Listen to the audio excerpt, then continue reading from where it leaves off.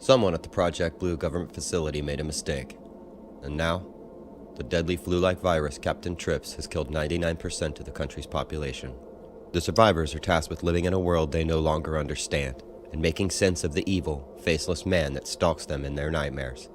Among these haunted souls is Nick Andros, a deaf-mute wanderer. Racked with fever, Nick's visions of the dread Randall Flagg gave way to those of the oldest woman in America, Mother Abigail, who beckoned him to come to her with the promise of sanctuary from Flagg's poisonous influence.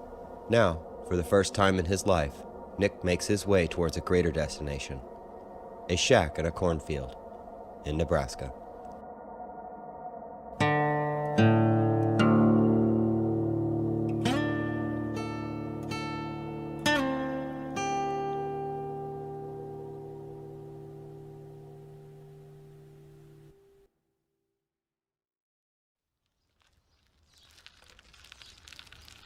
Biking across the country towards the woman in his dreams, Nick Andros had grown accustomed to seeing dead bodies.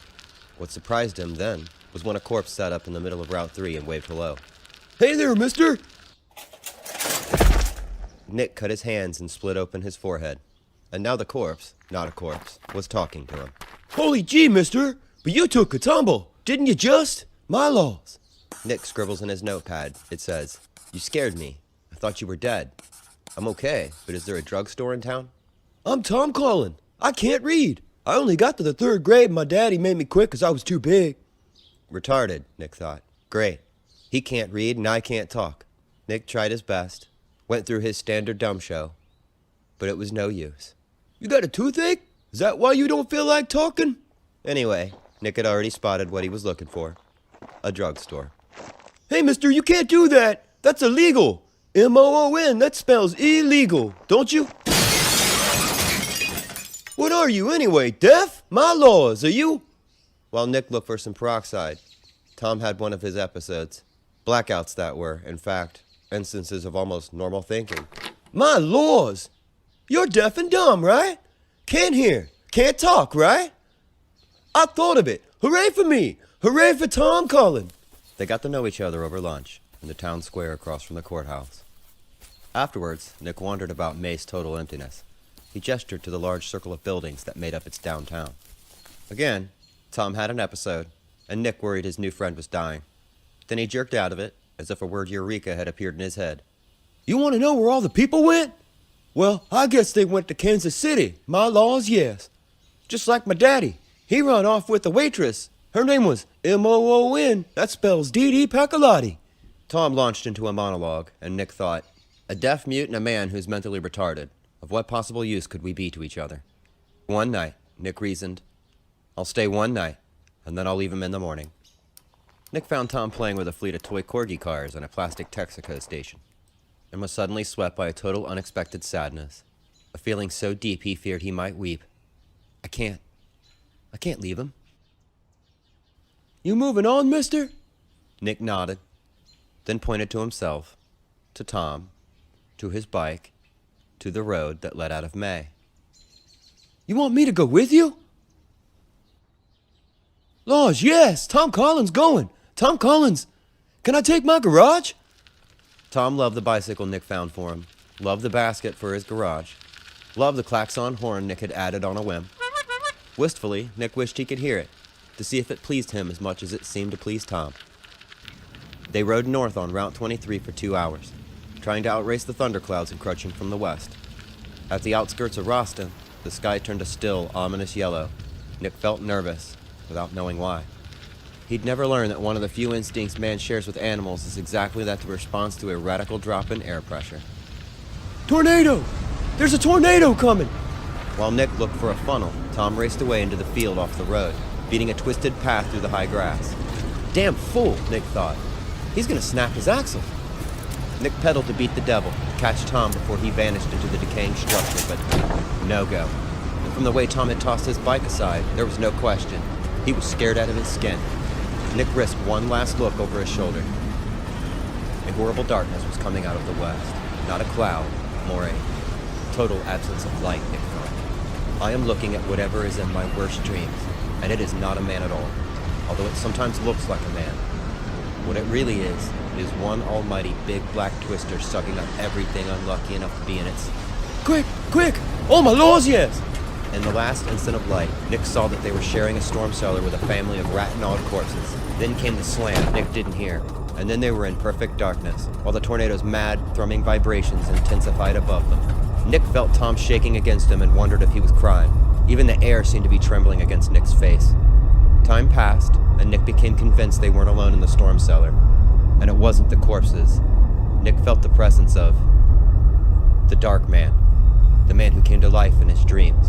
The creature whose spirit he had sensed in the black heart of the cyclone. Nick's panic rose. He was about to lunge for the stairs when a flood of dazzling light blinded him.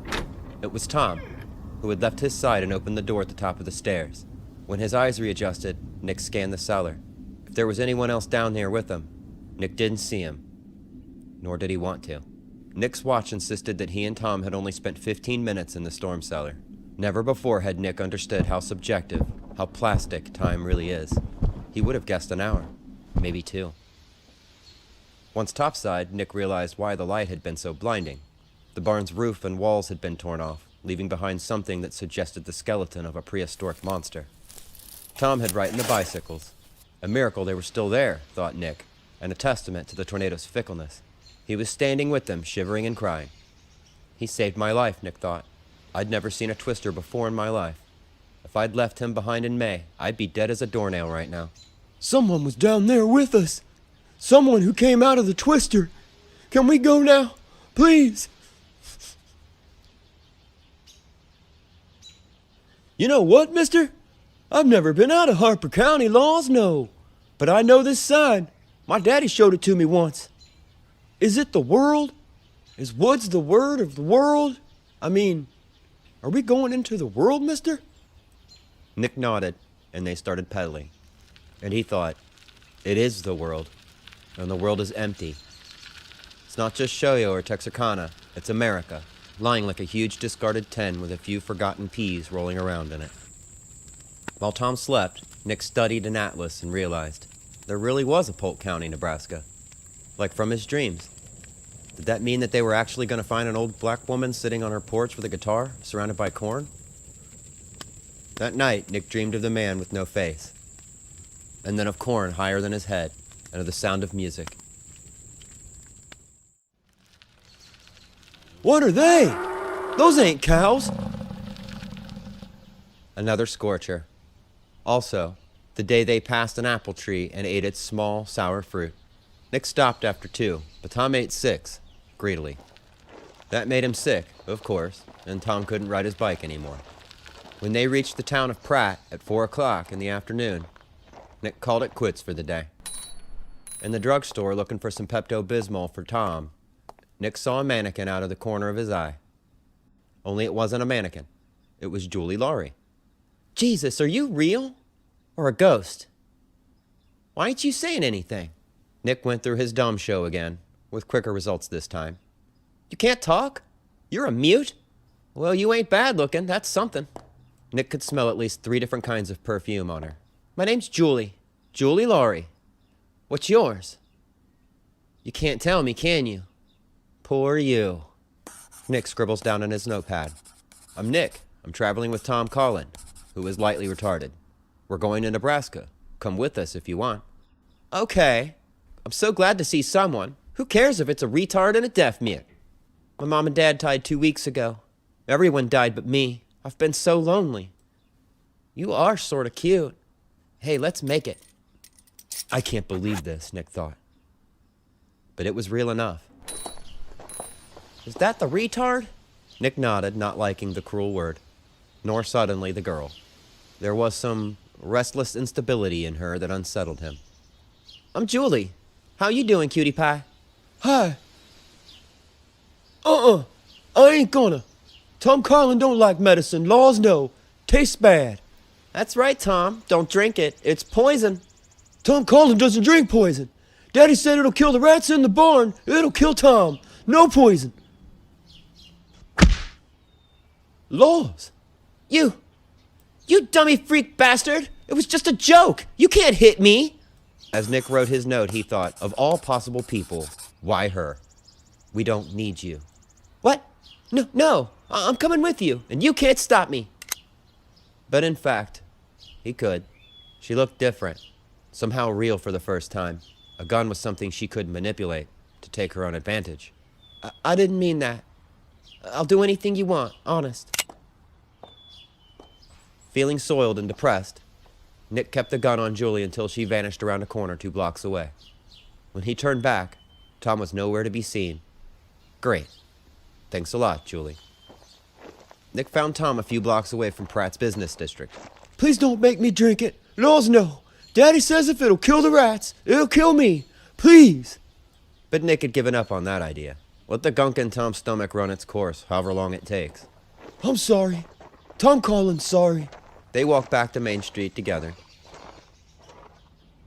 Julie, Nick thought, as he felt something whiz by, grazing his face.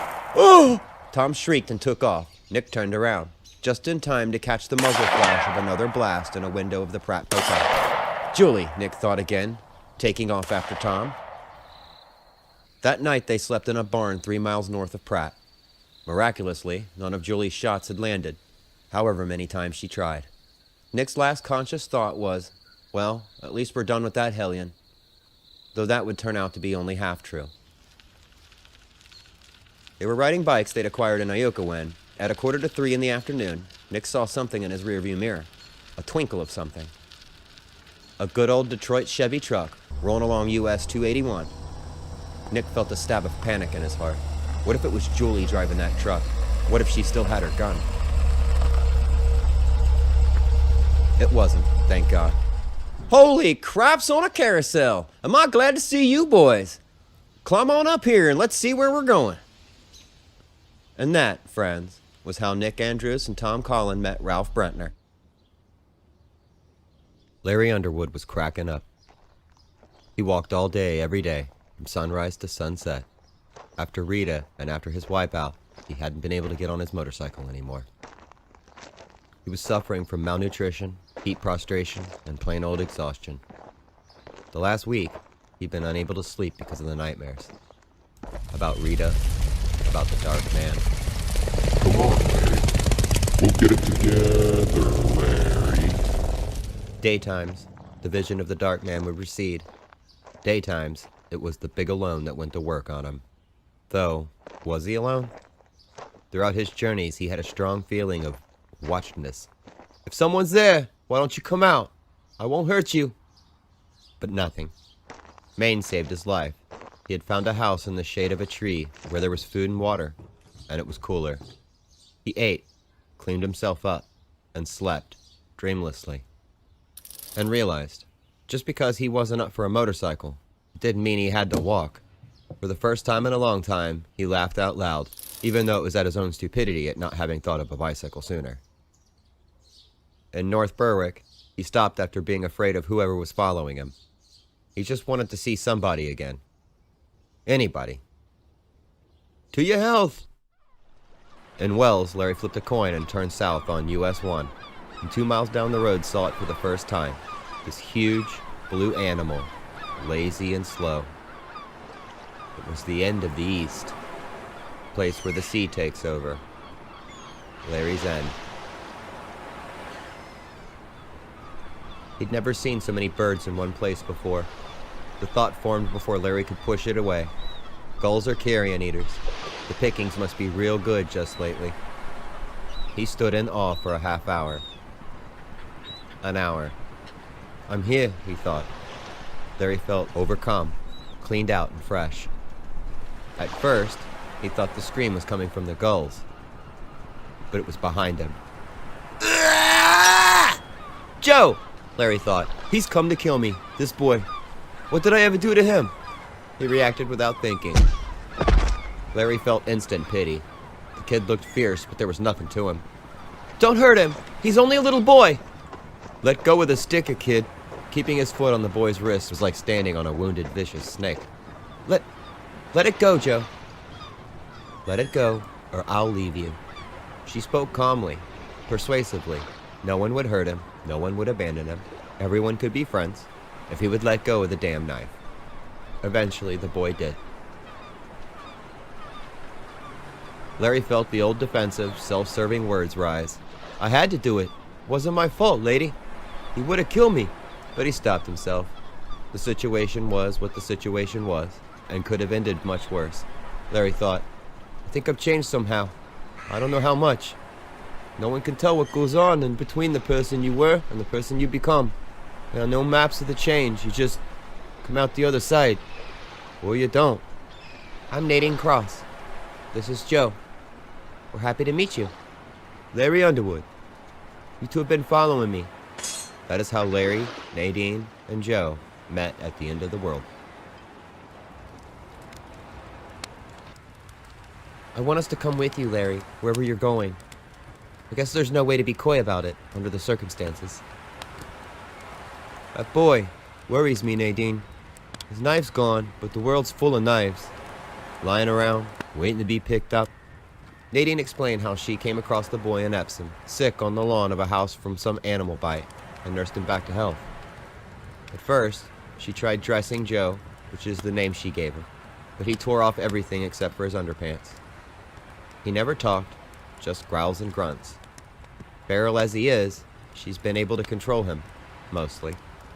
I don't want to sound brutal, but would you consider leaving him behind? No, I couldn't do that.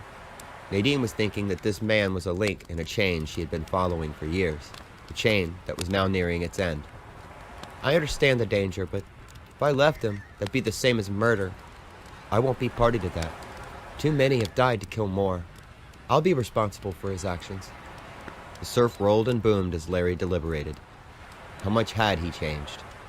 I think you're being dangerously soft-headed, but all right. Hopefully Joe won't cut my throat in the middle of the night. A sudden certainty that her words about the sanctity of life would someday soon rise up and mock her swept Nadine like a cold wind.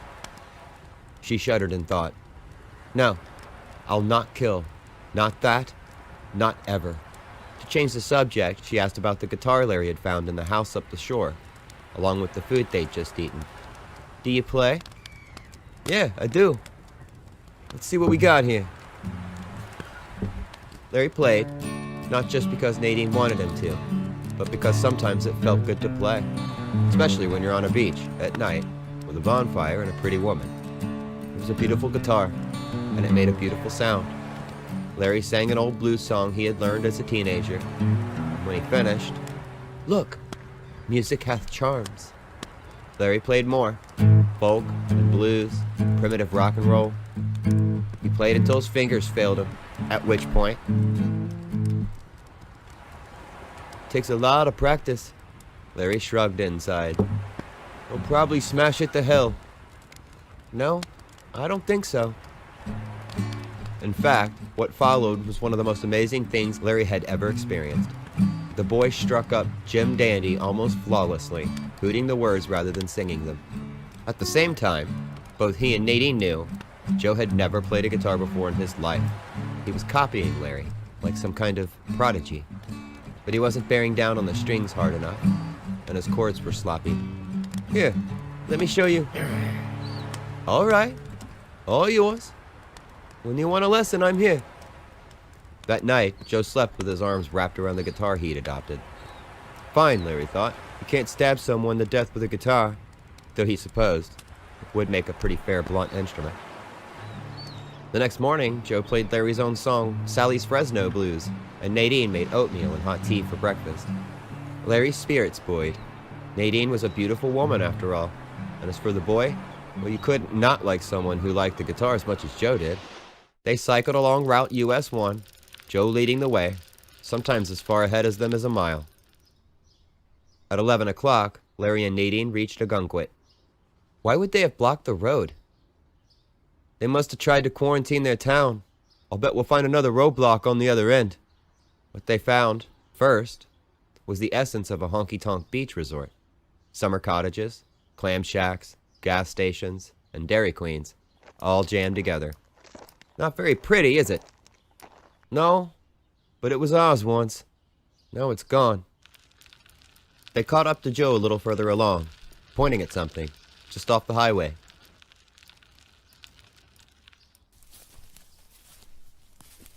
The Plague Center. Why didn't I think of that? Nadine, can you drive? A motorbike? I think so. What Larry was suggesting dried the moisture in his mouth and made his temples pound. But if they were going to catch this Harold and Francis, we'd have to be very, very careful and take it very, very slow at first. While Nadine made lunch, Larry explored the barn. He found something carved in one of its support beams that stirred an excitement in his stomach. Good for you, Harold. After lunch, he and Nadine went to a Honda dealership in Wells. And from the way the bikes were lined up, Larry deduced that 2 of them were missing. Harold and Francis strike again. He also found a crumpled chocolate bar wrapper on the floor nearby. Which one had aimed for the wastebasket and missed? Probably lovesick Harold. That night, Larry lay in his blankets wondering if Nadine would come to him. He wanted her, and thought she wanted him too. But she didn't. At least not before he fell asleep. Larry dreamed. He, Joe, Nadine were following the sound of someone playing guitar through a field of corn, to a shack and an old woman who made him feel good, the way his mother had when he was a little boy. Well, I say, I got me company. Come on closer, so's I can see ya.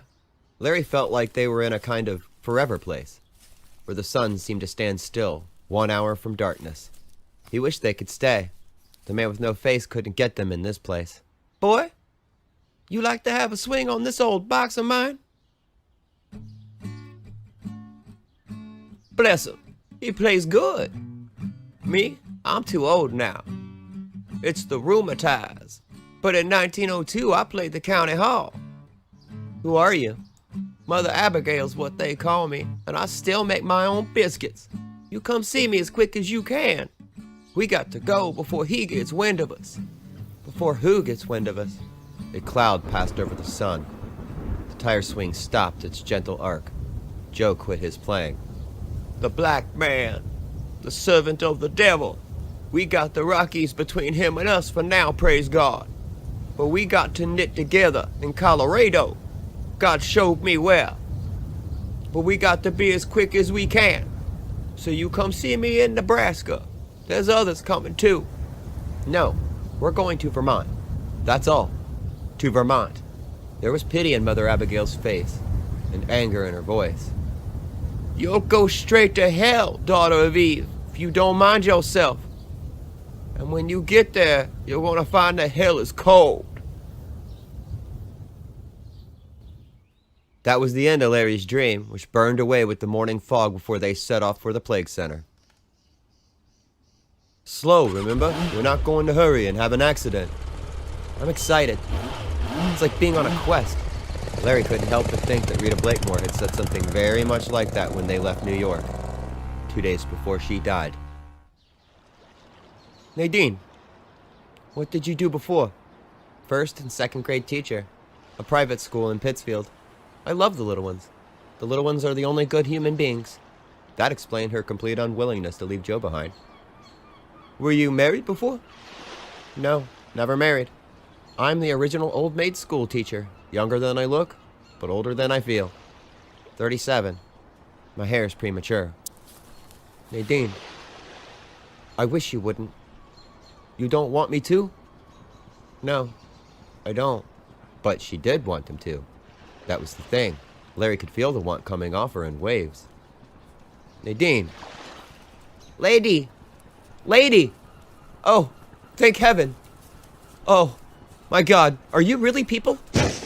Yes, we are.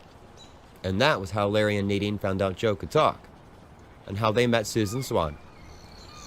Lucy's story was simple and not much different from their own or the others they would hear. Her people got sick. Her husband, her daughter. They died. She buried them. She thought she might go mad from the loneliness and the senselessness of it all, especially when the dreams started. Dreams? Nightmares. Mostly it's the man chasing me, but I can never see his face exactly because he's wearing a cloak and stays in the shadows. They got so bad I was afraid to... Baratman! Baratman! Chases me. Bad dreams. Baratman dreams. This is crazy, Larry thought. We're all having a... Lucy, you have a dream about a place in Nebraska? I had one dream about an old black woman. She said something like, come see me. Joe, do you ever dream about, corn? An old woman? A little house with a porch? Larry, leave him alone, Larry. You'll upset him. A swing, Joe, made out of a tire. The swing! The swing, yes! We're all having the same... Wait, why are we all having the same dream? Have you had them too, Nadine? I don't dream. Larry thought. You're lying. Why? Nadine, if you... I told you, I don't dream. That closed the matter. At night, while the foursome slept, Larry dreamed of the Dark Man. He was coming for him, through the corn, and he wasn't empty-handed. Oh, God. Oh, no. Everyone dead. Going to Nebraska. Follow our route, watch for signs. HL, FG, Stu Redman, and Glenn Pequod Bateman, July 8th. Route 7 to Rutland. Route 4 to Schuylerville. Route 29 to 187. 187 south to 190. 190 west. Harold, my man, I can't wait to shake your hand and buy you a payday. Larry! Larry looked down, and for whatever reason, dreams or no dreams, Nadine had fainted dead away.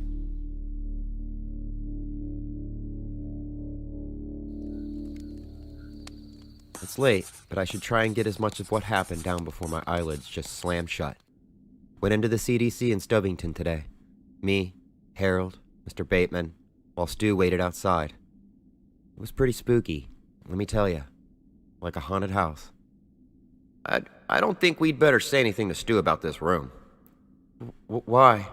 Because I believe he came very close to dying here. Once Harold's curiosity was satisfied, we went back out, and I wanted to just hug and kiss Stu.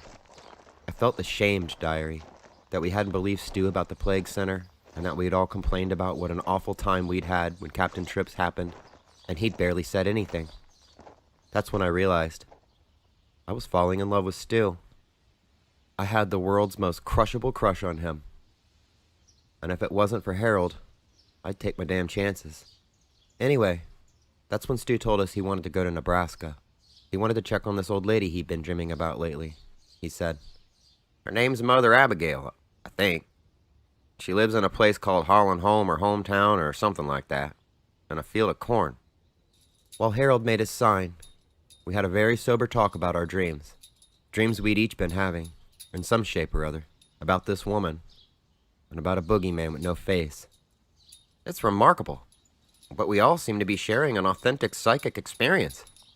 Once we'd settled on a plan to find Mother Abigail, I'd take her over the Dark Man anytime. Harold suggested we stock up on Veronal and start taking small doses. To disrupt the dream cycles. To stop the nightmares from coming. I plan to palm my dose. I don't know what they might do to the Lone Ranger inside me. Besides, bad as the Dark Man is, I like seeing Mother Abigail in my dreams. She so exudes an aura of niceness and kindness. I understand why Stu wants to go to her. I keep thinking if we can just get to her, everything will be A-OK. Things to remember, Diary. The Who. Kool-Aid. Converse All-Stars. Night of the Living Dead. Brr. That last one hits too close to home. I quit for the night. Oh Lord, dear Diary, the worst happened today. Let me tell you everything, even though it's no great treat to write it down.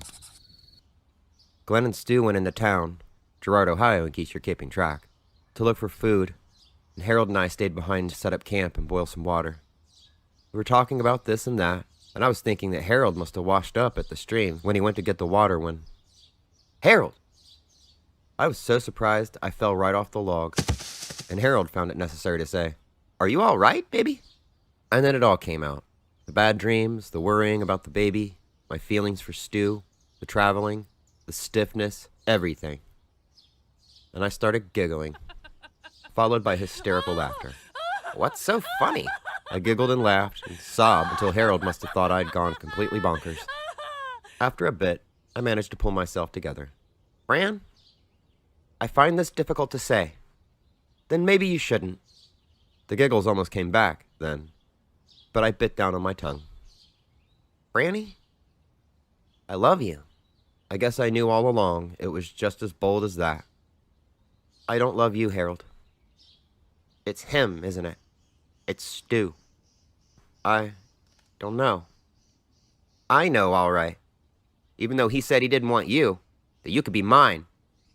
Now, I have a temper I can't always control, a gift from my mother, and I could feel it starting to strain its leash. Just like giving you a new pair of shoes, huh? No one owns me, Harold. I've met guys like him before, Franny. He's the quarterback who throws spitballs at you when you're reading your composition aloud because it's the best in the class. The guy who goes steady with the cheerleader and thinks he's number one with a bullet. Yeah, good luck with that. Then he just walked off, and it was like he had had some secret dream and I just shot full of holes. Honest to gosh, I felt terrible for him, diary. But he wasn't playing hurt. He was hurt. And whipped. But what Harold has to see is that his head has got to change first. He's got to see the world is going to stay the same as long as he does. Anyway, I'm sure Harold's going to be watching Stu and me to see what happens next. It makes me sick and pointlessly angry to write that. What right does he have to watch us? What right to complicate this miserable situation we're in? Things to remember. The Texas Rangers had a pitcher named Nolan Ryan. There were TV comedians with laugh tracks. You used to be able to get frozen cakes at the supermarket. Sarah Lee were my favorites. Oh, diary. It all happened so fast and it was so horrible. But let me see if I can write it down in some kind of sense. Our caravan was heading towards Indiana when we swept around a curve and came face to face with a blockade. I quickly counted 12 people, 4 men and 8 women. I stopped so suddenly I almost skidded out. You all right, Franny? Dismount. All of you. Whoever he was, diary, he made me time travel inside my head to that state trooper that pulled me over for speeding. I wondered if he was going to ask to see our driver's license next. Dismount, damn it. Now! That's when I thought, we're sitting ducks, and it struck me how odd it was. What happened next took 7 seconds. 1. Glenn was stunned, not moving. Harold was pulling on his guns, forgetting they were in their holsters. Stu's rifle was in his hand suddenly. Mine too. 2. The bearded man, who had just been aiming at Stu, turned around and shot, and missed, at the blonde woman. I screamed Stu's name anyway, diary. 3. Stu was on the ground, on both elbows, firing. 4. 5. One of the other men shot the other woman point blank in the face. I closed my eyes, but I swear I actually heard her blood raining down the pavement like from a storm. 6. The olive-skinned man shot at me. 7. Harold fired at the olive-skinned man. Both shots missed. I was trying to fire my gun to kill the olive man before he killed Stu. Stu, or Harold or me, but it wouldn't fire. That's when Stu got him. It was like Bonnie and Clyde, diary. There was blood everywhere. Meanwhile, the blonde woman, who were these people, was struggling with one of the men for his rifle, while 3 of her companions fought for possession of the third man's shotgun. Glenn sat in the road, as if he didn't know where he was or what was going on exactly. Chaos. Insanity. Once the second man got his rifle back, I thought he would shoot the blonde woman. Instead, he wheeled at the 3 women huddled against the country squire. Yeah, die, you fuckers! Yeah, die! One woman went down. The other 2 ran. Stu fired at the shooter and missed. Come on! Even as the second man gunned down one of the running women. Harold and Stu fired at the shooter at the same time. Both hit their target. The third man, the only man still alive, staggered from the carnage. The woman in the Kent State sweatshirt hot on his heels, wailing on him. Then there was silence. Then the fluttering of a bird taking flight. Then the Kent State woman let out a long, primal scream that I know will haunt me for the rest of my life. We were all in shock after it happened. The 9 of us. Now, the blonde woman was Dana Juergens, from Xenia, Ohio. The girl in the Kent State sweatshirt was Susan Stern. The one who squeezed the shotgun's crotch was Patty Kroger. The eldest woman was Shirley Hammett. No one knew the last woman's name. No one had ever heard her talk. Glenn was holding my hand, muttering, "You mustn't let it affect you. Such horrors. Bound to occur. Best protection in numbers. Society, you know. Society is the key." Yes, Glenn. The grass was still wet from the previous night's rain. White butterflies, sluggish because their wings are heavy with moisture, circled around us. Wiped them out, didn't we, Stu? We blew them up! I guess so, Harold. Man. But we had to. It was them or us. You had to, all right. They would have blown your heads off. By all rights, you should be dead now. We walked until we found a farmhouse, dairy, just off the highway, west of Columbia, over the Indiana state line. Dana did most of the talking. She had left Xenia in a company of 2 men, she said, Richard Darless and Damon Bracknell. Around the 8th of July, they all started dreaming about the boogeyman. A hard case. It was getting an army of hard cases together so he could enslave all the other survivors. And let me tell you, that chilled me, diary. In Williamstown, they came across an overturned dump truck in the highway. That's where Dana and her companions had been ambushed by the 4 hard cases. They executed Richard and Damon and took Dana prisoner. I was the 4th addition to their harem, they called it. Or sometimes zoo. The hard cases had been in the army, apparently. They were moving across the country, killing any men they met and capturing the women so they could rape them over and over. Doc, the leader, was very taken with you, Fran. I could tell. The men kept the women sedated on pills. Uppers in the morning, downers at night. The last couple of days, though, they had been palming the pills, which is why they had been able to fight back this morning. Still, it wouldn't have worked if you hadn't gotten wise, big fella. I didn't get wise soon enough, it looks like. Next time I will. Stu looked at Dana, and then really looked at her for the first time. And I admit it, I felt jealous. She was pretty, despite everything. And I doubt she's pregnant. Oh my God, I thought. I went and did it. I waited too long.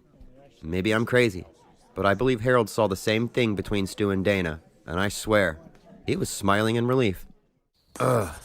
That's all I can write down at this point, diary, while everyone else is asleep, or at least pretending to sleep. Oh, except no matter what happens between Stu and Dana, I will never be with Harold. Never, ever, Harold. Things to remember. I'm sorry, it must be my state of mind, but I can't remember a thing. Where to begin, diary? Harold and Glenn had gone into Brighton to find a CB radio. Dana and the women were back at camp, and I was looking for Stu, who had gone off by himself. Hello? I found him, smoking a cigar that made me think of my father's pipe. Franny, want to share my rock and watch the sun go down? Oh boy, did I ever. That old woman, she's not in Nebraska anymore. She's in Colorado, I know. I said, before I remembered it was supposed to be a big secret that I wasn't taking my Veronal. You're not the only one. I talked to Dana, and she and Susan aren't taking it either. And I'm not. We were all feeling out of touch. In my dreams, Mother Abigail's sitting on a pickup on Highway 76, and she's telling me to move it along faster. There's lots of people with the old woman now, in my dreams. The other people still alive. They're going to her. Or the other one. The dark man. Yeah, I've been dreaming about him too. He's setting up somewhere in the desert. Las Vegas, maybe? And Franny? I think he's crucifying the people who give him trouble. He's doing what? That's what I dreamed. Dana, too. Crosses along Highway 15 made out of telephone poles. People hanging off them. It's just a dream. But I didn't believe the words even as I said them. There was a madman or demon or whatever out there crucifying people. Franny, why did you stop taking a Veronal? Oh, there's no counting on what a woman will do. Suppose not. There are ways to find out what they're thinking, maybe. What? He kissed me, diary. And then we made love. And then we lay in the grass, holding each other, as it got darker and... I've wanted you for a pretty long time now. Me too, but I don't want trouble with Harold. He's got the makings of a fine man if he'll toughen up. There's also the real reason I stopped taking the pills. I thought they might be bad for the baby. You're pregnant? No one but you knows. Not even Harold. I thought he would either leave immediately, like Jess would have if he'd found out I was pregnant with another man's child, or he would hug me. But all he did was look at me, diary, for a long time, and I couldn't help it. I kept thinking of Daddy, and when I told him in the garden, "When are you due?" "January," I said, the tears coming. And he didn't say that I shouldn't worry, or that he would take care of everything, but he made me feel that way, diary. by the way he held me and made love to me again. And I knew Stu and I were together now, and that the others would find out soon, about us, about the baby. But right now, it was our secret. And that until we get to Mother Abigail and the others, Harold can't suspect a thing. Sounds like a line from an old Betty Davis movie, doesn't it? More later. I need my rest tonight, no matter what dreams may come. Franny slept heavily and dreamlessly that night. So did they all, in fact. Except for Harold Lauder, who looked down at Franny and thought, we're in the dog days of summer now.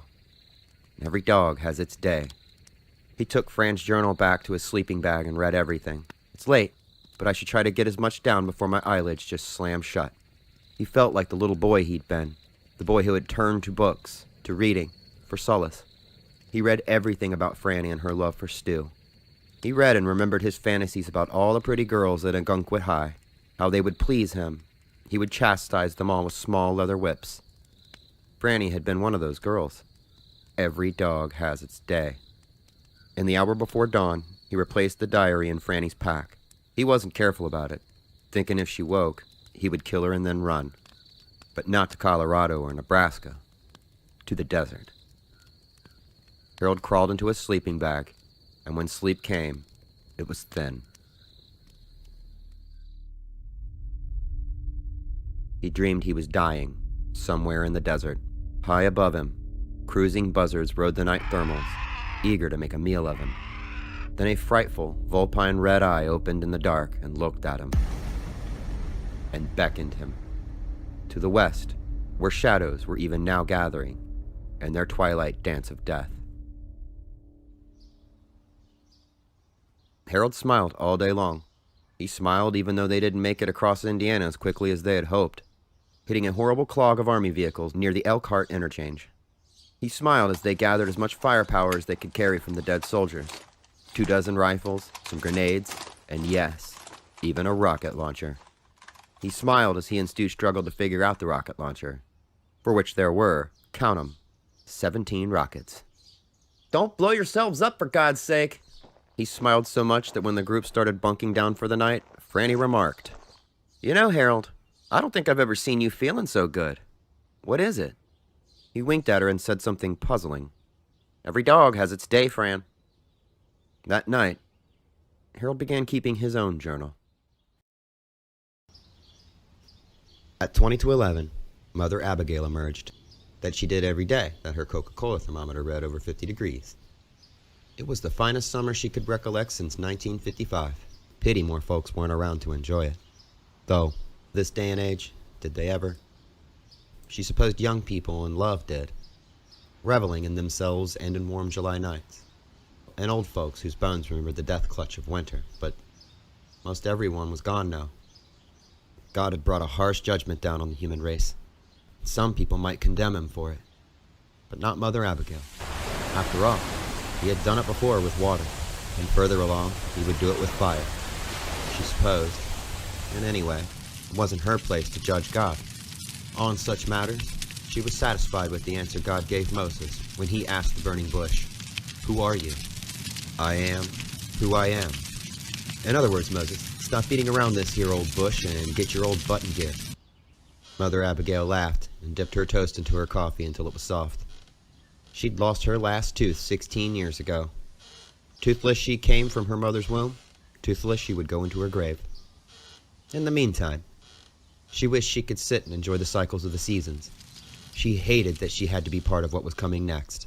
But what do you get when you question God? I am what I am.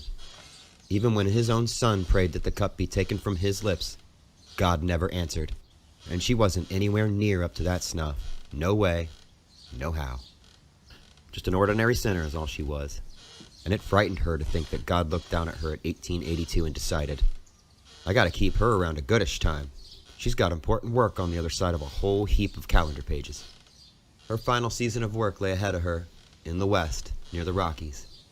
And what did God care how miserable afraid Abby Fremantle was of the man with no face, who stalked her dreams? She never saw him. She didn't have to see him. It was a cold pocket of air, a shadow passing through the corn at noon, a gore crow peering down from a phone line. Sometimes, When she heard the night wind in the corn, the dark man seemed only a little less powerful than God himself, like the dark angel that had flown over Egypt, killing the firstborn of every house where the doorpost wasn't daubed with blood. Well a day, God is great. Thank you for the sunshine, and for the coffee, and for the fine BM I had last night. You was right. Those dates turned the trick. Mother Abigail turned her face up to the warm sun and dozed, and her heart, its walls now as thin as tissue paper, beat on and on. Things had surely changed since the Fremantles had come to Nebraska as freed slaves. Her father, John, had bought the land a smidge at a time. He'd been the first man in Polk County to try chemical fertilizer, to try crop rotation. And in March of 1902, Gary Seitz had come to the house to tell him he'd been the first black man in Nebraska voted into the Grange. After 20 years of age, Abby thought she was the only one in her family, other than her daddy, who understood what a truly unprecedented thing that was. As unprecedented as when she was asked later that year to play her guitar at the Grange Hall and the White Folks Talent Show. What? You and Seitz and Frank Frenner whipped up this idea, John Fremantle. And that's fine for them, but they're white. You talk about plowing with them and go downtown and have a beer with them. That's fine. But this is different. This is your daughter. What you gonna do if she gets up there and they laughs at her and throw rotten tomatoes at her? What are you gonna say when she asks why you let them do that to her? Well, Rebecca, I guess we better leave it up to Abby and David. David Trotz had been her first husband, a quiet, thoughtful farmhand from over Valparaiso way. Whatever Abigail thinks is right, why, I reckon that's what to do. So on December 27th, 1902, Abigail Fremantle Trotz, 3 months pregnant, stood in the Grange Hall stage in dead silence after the master of ceremonies announced her name. Every chair was taken, plus stand room only. The hall was a sea of white faces, including that awful Ben Convey, who hated her father and made nasty cracks, like saying that when black babies go to heaven and get their little black wings, you call them bats instead of angels. To the side, pressed against the wall, under the kerosene lanterns, were her mother, father, and husband. Her heart was thudding in her chest, and she was thinking, I promised Daddy I wouldn't cry no matter what, but Mama was right. I've got above my place. Then she stilled herself and thought, I'm Abigail Fremantle Trotz. I play and sing well. I do not know these things because anyone told me. And so she began to sing The Old Rugged Cross. Hymns led into a melody of Civil War songs, and the audience started to sway and tap their knees, almost in spite of themselves. There. Now if you was gonna throw your tomatoes, you go ahead. I sang my best and I was real fine. But their applause was full and sustained. Her mother was weeping, her father and husband beaming. Cries of encore, encore filled the hall. Thank you all very much. I'll sing one more song. The best song I know on account of what President Lincoln and this country did for me and mine. Even before I was born, making it possible now for my family to be living with the fine neighbors we have. Then she played and sang Star Spangled Banner, and everyone stood up, listened, and some cried. And when she finished, the crowd applauded fit to raise the roof. That was the proudest day of her life. Yes, sir, 1902 had been a topper of a well-a-day. She awoke from her nap a little after noon. Time to make her way to the privy her grandson Victor had put behind the house in 1931. Year before last, her great-granddaughter Molly and her husband Jem wanted to put on a proper flushing toilet. Some things she couldn't let go.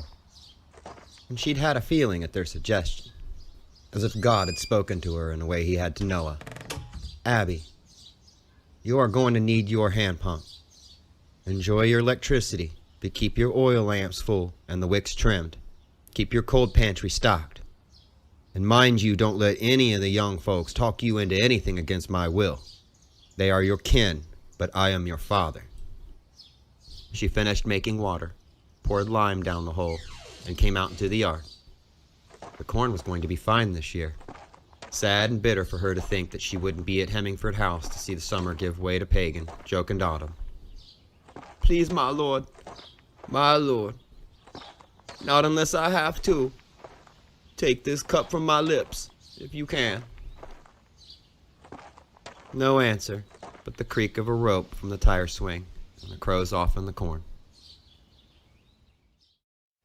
That night, she dreamed she was a young girl again, about to make her Grange Hall debut. I am Abigail Fremantle Trotz, and I play and sing well. I do not know these things because anyone told me. She began to play Rock of Ages, thinking, with the help of God, I'm going to win them over, and I will make David and Mama and Daddy proud of me, and I will bring music from the air and water, and from the rock. And that's when she saw him, far back in the corner, and the words dried up in her mouth. God? Lord? What's that doing up on our stage? No could ever brought music from the air. No could ever brought water from the rock. And hell broke out then.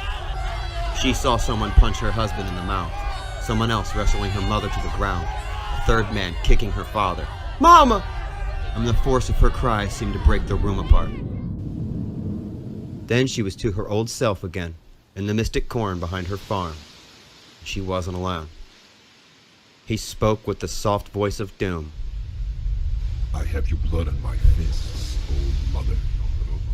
If you pray to God, pray he takes you before you ever hear my feet coming up your steps. It was not you who brought music from the air. Not you who brought water from the rock. Your blood is in my fists. She woke up the hour before dawn, covered in a night sweat heavy as May dew. My lord, take this cup from my lips. That morning, she set off for Addie Richardson's farm and hen house, 4 or 5 miles away. She was going to have company soon, and dreams or not, tired or not, she'd never been one to slight company, and she didn't intend to start now. Her hope was to reach the Richardson farm by noon, sleep through the hottest part of the day, kill her chickens, then come home in the gloaming. She wouldn't get back to Hemmingford House until after dark, and that made her think of her dream from the night before. But that man was still far away, and my company's closer. She fell to thinking about her past again. She had 5 children by David. One of them, Maybelle, had choked to death on a piece of apple in the backyard of the old place. The only one of her children to die an accidental death. David died in 1913 of an influenza not very different from the one she had just survived.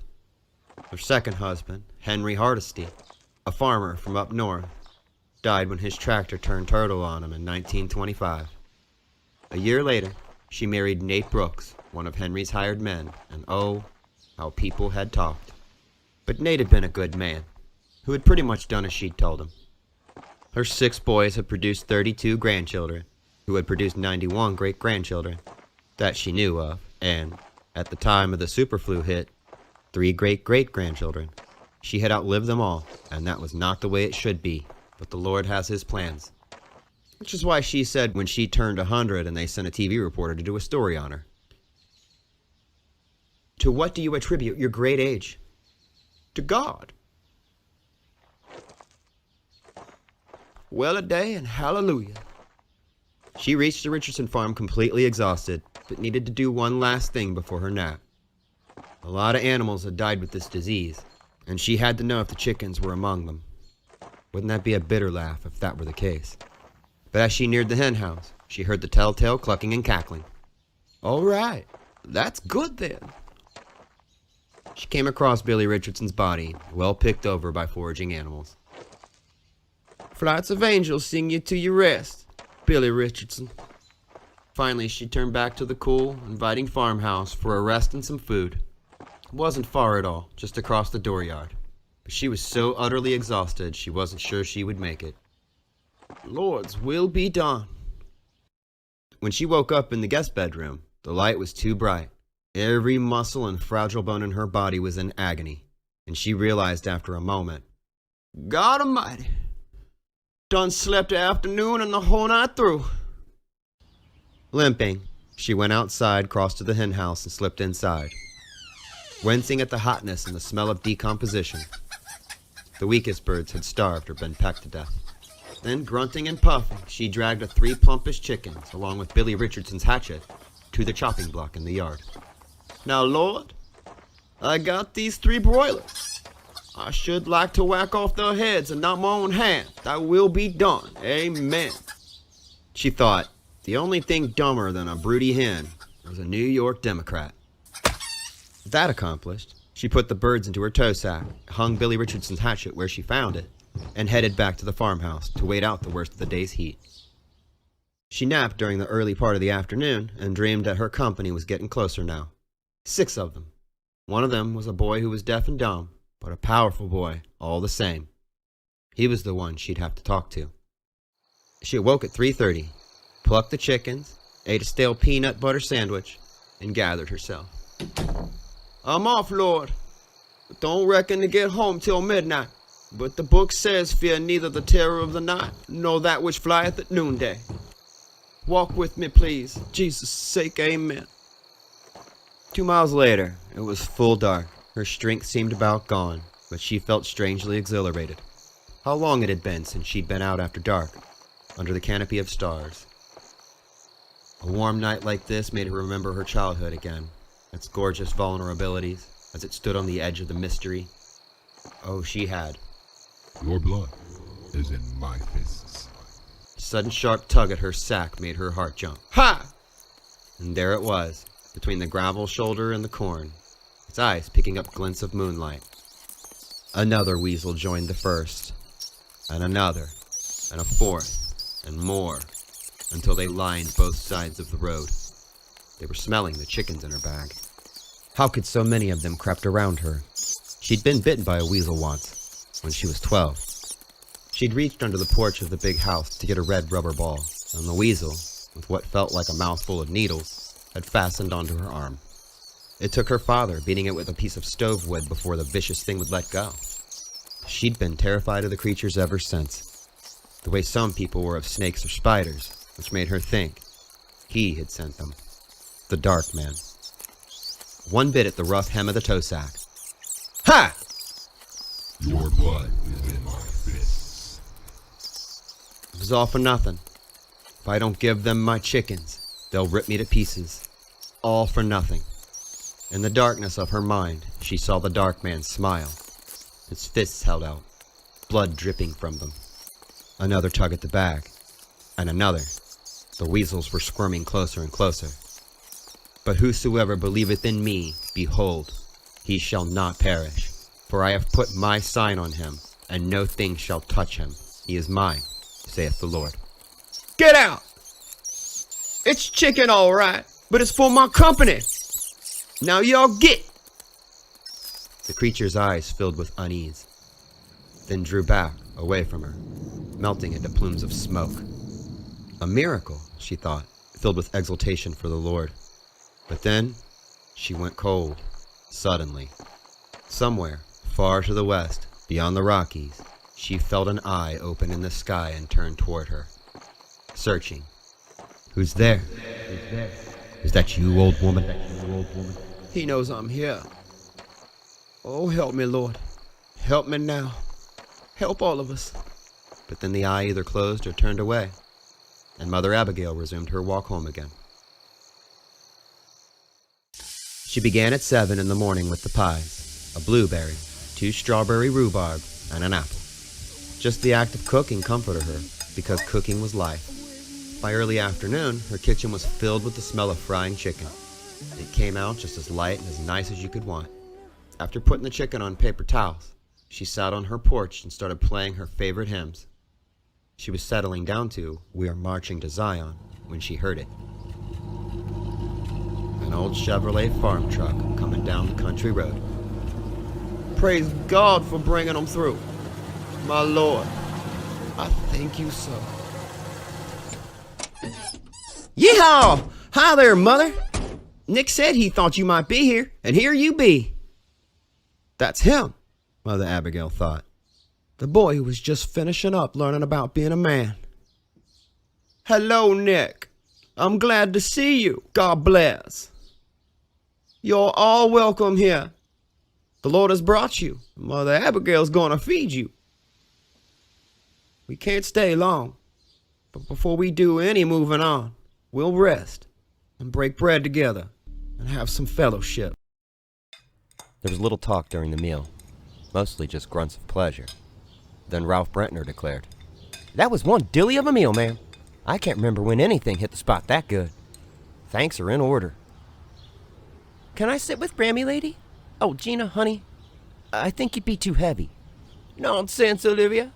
The day I can't take a little one in my lap is the day they wind me in a shroud. Come on over, Gina. Now tell me, what happened to your leg?" "I broke it when I fell out of a barn. Dick fixed it. Ralph says Dick saved my life." Nick, Tom Collin, and Ralph happened on Dick Ellis halfway across Kansas. Dick had been a veterinarian in his previous life. The next day, passing through Lindsborg, they heard the faintest cries coming from the south side of town. If the wind had been blowing the other way. God's mercy. Gina had been on her own for 3 weeks when rotting floorboards in her uncle's barn gave way beneath her. They found her a day after her fall, and though Dick had been pessimistic about her chances, she bounced back with a speed that surprised them all. I suspect her condition, when we found her, had as much to do with loneliness as anything else. Of course it did. If you'd missed her, she would have just pined away. It started raining, so they moved to the kitchen. Mother Abigail lit 3 oil lamps to push back the dusk. Maybe the old ways are best. I only mean, that's the first home-cooked meal I've had since, well, June 13th, I guess. My wife, Helen. Now, For a moment, they all listened to the rain. Though alone, it would have been a desolate sound. In company, it was a secret sound, closing them in together. Thunder muttered, but far away, back over Iowa.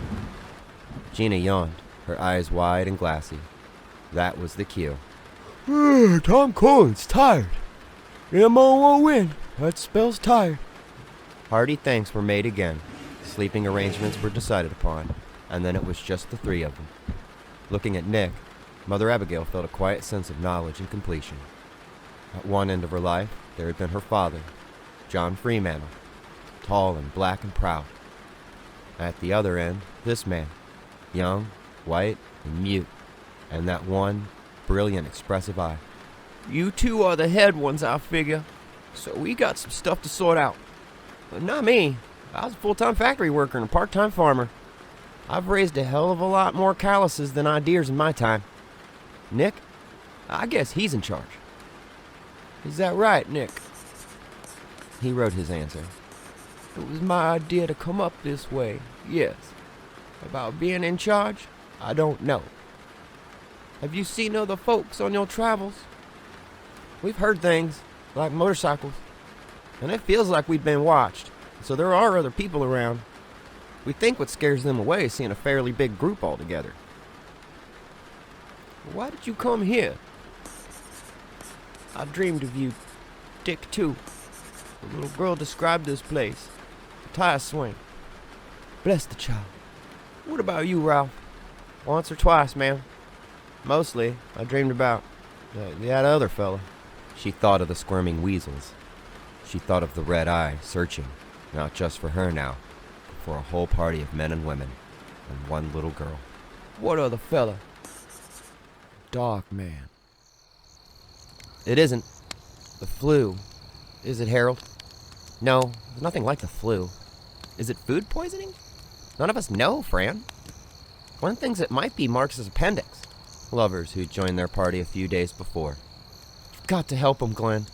You've got to do something. You can't just let him die. If it keeps hurting as bad as this, I'd rather be dead." "We gave him some aspirin, Dana. For what it's worth. Hopefully it's his bowels. Too much roughage. He wouldn't be running a fever if it was his bowels. And his belly wouldn't be swollen that way." Fran felt dread rise in her like a black column. There wasn't a doctor or nurse among them. And if it was Marx's appendix, what are we going to do? She was thinking of her baby now. What if it was to be a cesarean birth? Maybe.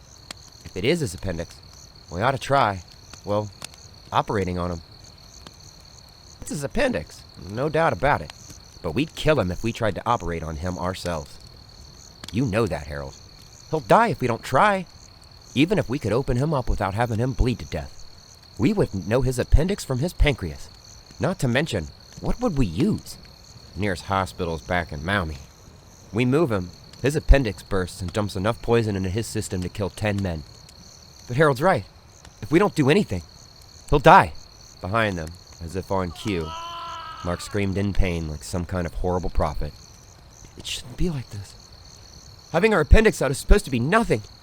Maybe in the old days, but it's something now. I've been told in a dream by the Lord God that we're to go west. I didn't want to listen. This piece of my land's been my family's freehold for 112 years, and all I want to do is die here. But that's not meant to be.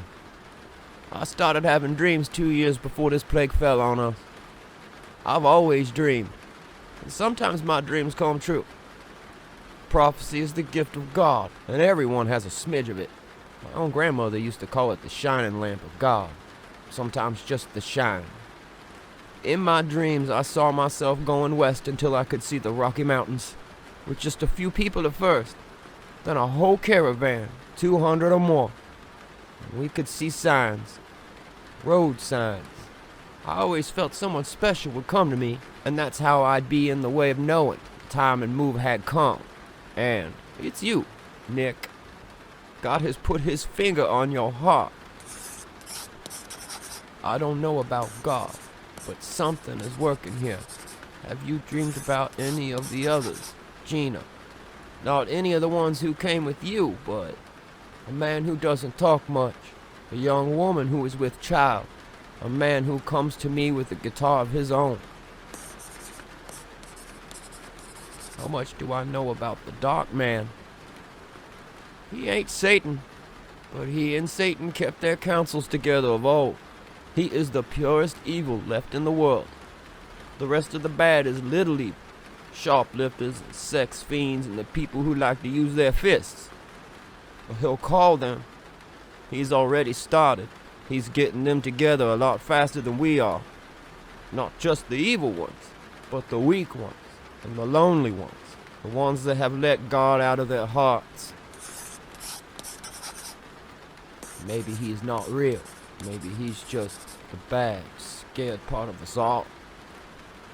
You dreamed of me, and ain't I real? And I dreamed of you, and praise God you're sitting right here. He's as real as you or I. The Bible don't say what happened to Noah's family after the flood went down. But I wouldn't be surprised if there was some awful tussle for the souls of those people. And I wouldn't be surprised if that's what's in store for us. He's west of the Rockies now. Sooner or later, he'll come east when he's ready. And it's our lot to deal with him. Oh yes. There's bitter days ahead. Death and terror. Betrayal and tears. And not all of us will be alive to see how it ends. I don't like any of this. Aren't things hard enough without this guy you and Nick are talking about? It's God's way. He don't explain to the likes of Abby Fremantle. If the Dark Man is west, maybe we ought to pick up stakes and move east. Nick, all things serve the Lord God. Don't you think this Dark Man serves him too? Run away, but the Dark Man will follow you. God wants you to face him. You don't believe in God? Ha! God bless you, Nick. That don't matter. He believes in you. How is he, Perry? Sleeping. The others have gone to Kunkel to look for a doctor's office and get some books and instruments. We're really sorry. I guess that doesn't sound like much, but we really are. I know that. This is no one's fault. Unless there's a God, of course, then it's his fault. They'd met in Albany. Perry had told Franny on the last day of June. Almost immediately, they decided to travel together. She'd begun to love him a little more each day, and now this. He was good to me, Fran. So very, very kind to me. Perry, we'll try our best. The day they spent at Abby Fremantle's place was the best any of them could remember since the super flu had drawn away, like the waters going down from Mount Ararat Tom Collin, for instance, spent the day racing through the corn, scaring up droves of crows. Gina McCone played with a set of paper dolls Abigail had found in her bedroom closet. The women, Olivia and June, spent the day in the kitchen cooking, while Mother Abigail took Dick and Ralph to the Stoner's farm to get a pig for supper. Better let me, boys. She's sure to be a gusher. Conspicuously absent was Nick, who had taken off to be by himself. Abigail knew what that boy was wrestling with, and her heart went out to him. Stu, it's here. It's here. There's the little bastard. Right there. Fran, show me the other diagram again. Quick, quick. Can you take it out, Stu? Sweet Texas, do you think you can? Stu. I don't know. Glenn, it's self-containing above and below. It's the appendix. It's... Wipe my forehead, Fran. I'm sweating like a pig. Hand me the scissors, Glenn. Small pair. Stewart. He finally looked at Perion. You don't need to anymore. Mark's dead. He died almost 2 minutes ago. You sure? Thank you. Thank you all for trying. For the longest time after the operation, all Stu could say was, "That's that." All over, that's that. They were all on the porch, chatting and laughing, when Nick rejoined them. Conversation broke off, as if they had been marking time, waiting for him. We'd better start for Boulder tomorrow. I don't want to any more than you do, but I guess we better. What made up your mind? Nick pointed at her angrily. She made him their leader, or the others had.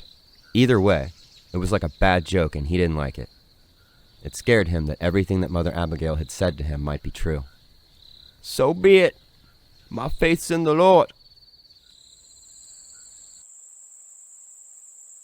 Stu, I was dreaming again about the dark man and the old woman.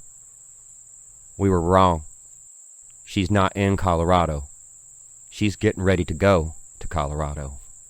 Oh, Franny, what is it? What's wrong? I woke up from the dreams, and it's Perion. She got into the Veronal and Glenn's pack, and she's dead, Fran. Lord, what a mess. I guess I've got to wake the others up and tell them. When does it end? I don't think it does. In that moment, what Fran bestowed upon Stu was not a lover's hug. It was simply one survivor clinging to another. Though to Harold, there was no difference whatsoever. The last morning at Hemingford House, everyone was up early and busy. Nick, king of the written notes, hammered up one in front of Mother Abigail's. We have gone to Boulder, Colorado. We are taking secondary roads to avoid traffic jams.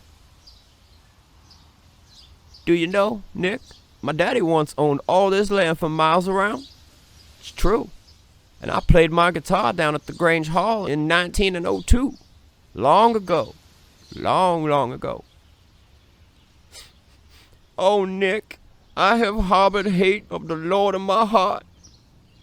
Abby, the Lord says to me, there's work for you far up ahead, so I'll let you live until your flesh is bitter on your bones. I'll let you see your daddy's land taken away piece by piece. I'll let you see your children die ahead of you. And in the end, your reward will be to go away with strangers from all you love best and to die in a strange land with the work not yet finished. That's my will, says he. Thy will be done, says I. And in my heart, I curse him and ask, why? Nick marveled that there could be so many tears in such an old woman, who seemed as dry and as thin as a dead twig. Help me along, Nick. I only want to do what's right. At 1 o'clock, after lunch, they packed up. Half of them would ride in the wrecker Dick and Ralph had found in Columbus. Half in the new Dodge van, a CB radio crackling between them. As they rattled off, driving west on Route 30, Abigail Fremantle did not look back once, and she did not cry. Her crying was done. She was set in the center of the Lord's will, and his will would be done. Thy will be done, she thought. But she also thought of that red eye opening in the sky, and and she was afraid.